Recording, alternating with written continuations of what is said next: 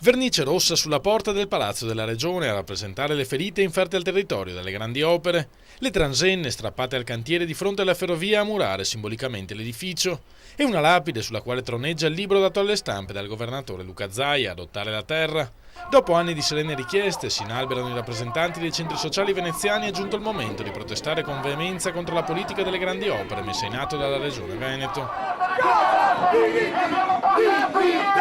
La Regione Veneto, mentre con una mano finanzia piccole e grandi opere devastanti per il nostro territorio, con l'altra invece taglia fondi e taglia la manutenzione e l'assegnazione delle case pubbliche. Noi chiediamo vivamente che i soldi vengano tolti dalle opere speculative e distruttive e che invece vengano dati per il reddito, la casa, il welfare. La parentesi movimentista all'interno del lungo e variopinto corteo, partito alle 14:30 dalla stazione dei treni di Venezia Santa Lucia, a marciare fianco a fianco un migliaio di ambientalisti, rappresentanti di oltre 100 associazioni contro la Pedemontana Veneta, la TAV in Valsusa, la Nogaramare, il Passante Nord, la Romea Commerciale e decine di altre opere approvate dalla Regione o dallo Stato. Sono qua per protestare contro questo scempio che viene fatto e si continua a fare, soprattutto perché è a vantaggio di pochi e non della collettività. Insomma. I problemi sono i soldi, che non ce ne sono per mangiare e li spendono inutilmente.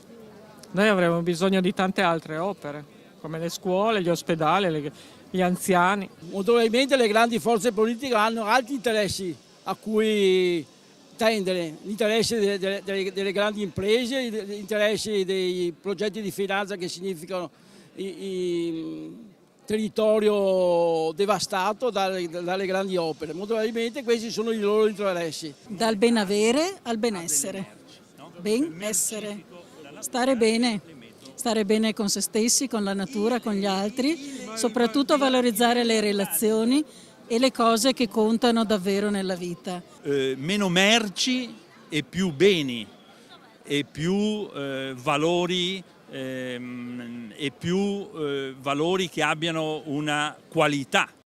I manifestanti accusano Palazzo Balbi anche di mettere a rischio la salvaguardia della città di Venezia e chiedono l'interdizione immediata del traffico navale pesante non solo dal canale della Giudecca ma da tutta la laguna.